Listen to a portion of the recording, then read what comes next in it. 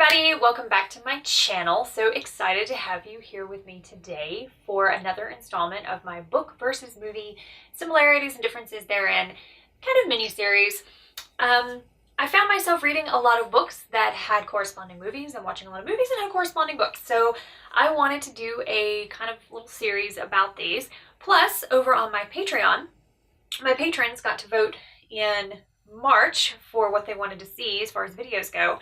And they chose, one of the ones that they chose to hear about, it was The Shape of Water, which, as you know, won Best Picture in the Oscars this year. And there was also a book that was released, kind of at the same time that the movie was released on DVD. As far as I understand, that was deliberate. The book and movie were kind of done tangentially, so that they were two different ways to tell the same story. So I wanted to thank my patrons for allowing me this opportunity to kind of go over the book and the movie and the differences and similarities between, and also just to get a chance to sit down and talk to you guys about this amazing book and movie. So as this is a book-focused channel, let's start with the book. Now, that is The Shape of Water. The book was written by Guillermo del Toro and also Daniel Kraus. So that is The Shape of Water, the novel. So let's just quickly read the inside cover flap here, just in case anybody isn't familiar with this book or this movie, or hasn't seen it or read it or whatever yet, and not interacted with it as of yet. So let's just read this real quick. It is 1962, and Eliza Esposito, mute her whole life, orphaned as a child, is struggling with her humdrum existence as a janitor working the graveyard shift at Baltimore's Occam Aerospace Research Center. Were it not for Zelda, a protective co-worker, and Giles, her loving neighbor, she doesn't know how she'd make it through the day. Then one fateful night, she sees something she was never meant to see. The center's most sensitive asset ever, an amphibious man, captured in the Amazon to be studied for Cold War advancements. The creature is terrifying but also magnificent, capable of language and of understanding emotions, and Eliza can't keep away. Using sign language, the two learn to communicate. Soon, affection turns into love, and the creature becomes Eliza's sole reason to live. But outside forces are pressing in. Richard Strickland, the obsessed soldier who tracked the asset through the Amazon, wants nothing more than to dissect it before the Russians get a chance to steal it. Eliza has no choice but to risk everything to save her beloved. With the help of Zelda and Giles, Eliza hatches a plan to break out the creature. But Strickland is onto them, and the Russians are indeed coming. Developed from the ground up as a bold two-tiered release, one story interpreted by two artists and the independent mediums of literature and film, The Shape of Water is unlike anything you've ever read or seen. The Shape of Water. So let's do that. And I really like this too. Throughout this, they have pictures and that sort of thing in here that are drawn from I guess the art based on the movie. And of course, now that I'm looking, I can't find a single one. But suffice to say, this book comes with images and artwork from the movie. It's just a really neat way of, there we go. Finally, I found one. So you can see there's some art involved in the book as well, which is just really interesting to see. The book is well written. The characters are crisp. You get a whole lot of background story on the various characters. You get a lot of different perspectives. You have Strickland, you have Strickland's wife, you have the gentleman who is sort of the Russian spy, Dmitri, but his name, I think he goes by Bob. It's supposed to be his American version of his name. And you get his perspective, and most importantly, in the book, you also get the creature's perspective, which is utterly fascinating the way they've done it. And it's just so moving and so very good. And I think actually before I keep talking so much about the book, I want to talk about the movie for a moment so I can get to kind of the differences and similarities between the book and the movie, which are so very poignant. So the movie, The Shape of Water, was written and directed by Guillermo del Toro. It stars Sally Hawkins, Michael Shannon, Richard Jenkins, Doug Jones, Michael Stolberg, and Octavia Spencer, one of my favorites. It did win the Best Picture of the Year. It's a fairy tale. It's an interesting blend of lightheartedness, love story, fairy tale, but it doesn't shy away from the harsher realities of life. There are some scenes in it that are bloody and gory. There's some real terrifying moments, just heartbreaking in their humanity and also in their cruelty.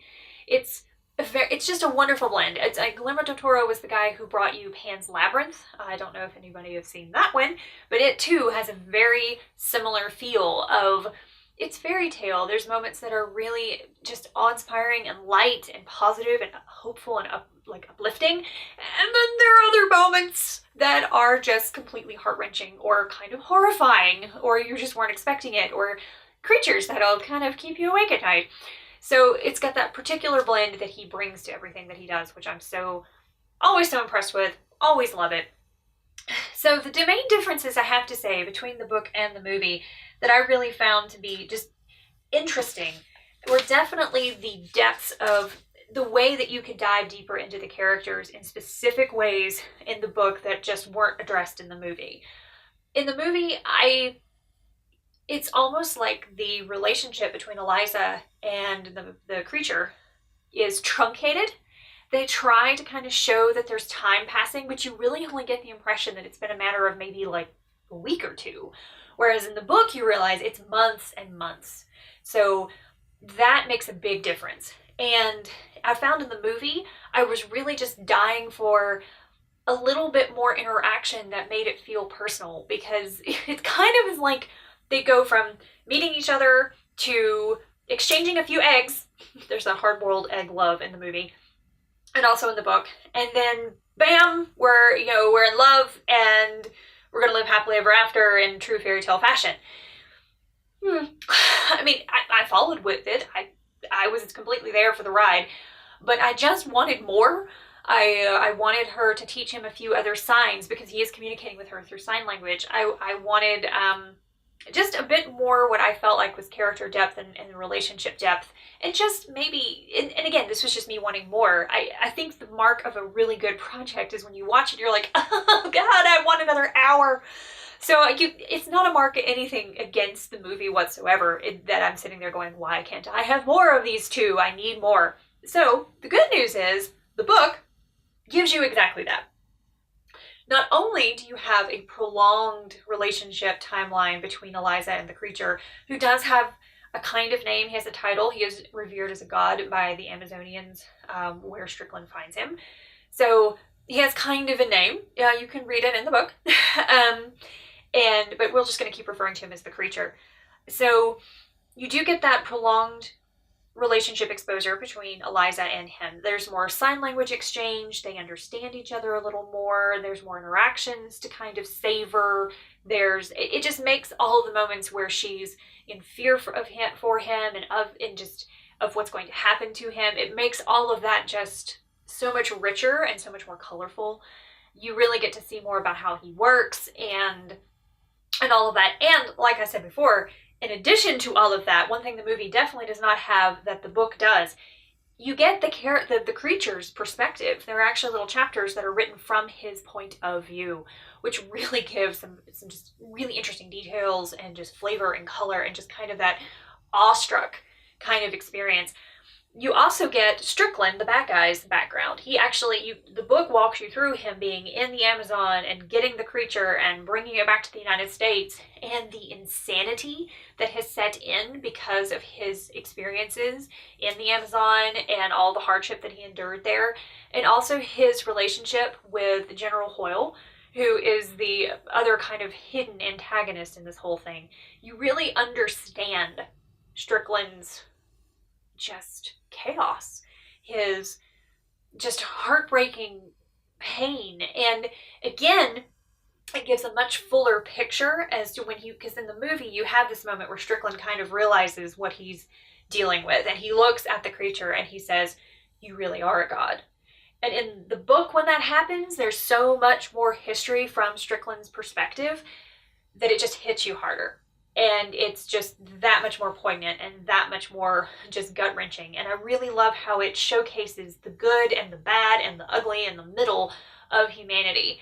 And there's all kinds of stories. You get Giles' perspective. You get Strickland's wife has a point of view in the book that is not in the movie. I understand it a little bit because she's kind of interestingly having a parallel journey to Eliza and this kind of realizing independence and how.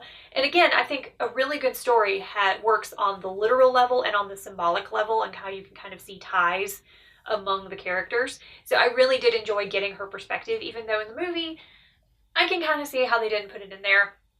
Wasn't necessarily needed when you had Eliza's story showcased and you could kind of see her growth, and she was the symbol that Mrs. Strickland's storyline in the book kind of represented. So that all kind of worked really well for me. And I guess at the end of everything, what I wanted at the end of the movie was that moment of, wow, where it's just like, oh, I took my breath away. That was so incredible. I am so happy I watched that. Let's start over and watch it again. And it's not that I didn't have, okay, let's be honest. I didn't really have that. I had this was a good movie. I'm glad I watched it. I don't regret my time here, but yeah, just not really incredible, but not anything detrimental either.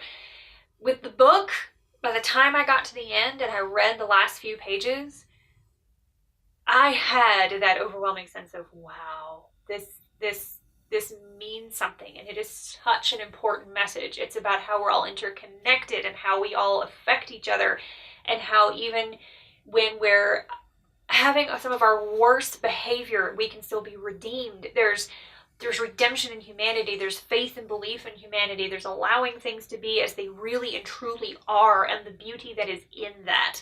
And it doesn't matter what race, sex, creed, species you are. It's wonderful and beautiful to be true to who and what you are. And it's such an important message, and I really, really loved it. I'm very happy that I saw both the movie and the book. I'm kind of a little grateful that I saw the movie first, and I was like, okay, I kind of want more here, so let's read the book and see what's going on. And then it was like it just fleshed out the rest of it for me. So it's a wonderful story. It's a great fairy tale. I do recommend both. I do recommend the book slightly more than the movie, but both are an excellent way to spend your time. So go out, see it if you haven't already. Read it definitely if you haven't already. And I really hope that you enjoy what you find. And if you've seen it or read it or both and you want to talk about it, feel free to sound off in the comments. I love discussing awesome books and movies with anybody watching. So all that said, I am so very grateful to my patrons. Thank you guys again for voting this through as the video you wanted to see. Thank you all for watching. I'm so happy to have you with me. And until next time, for the love of story, I hope you have a wonderful day.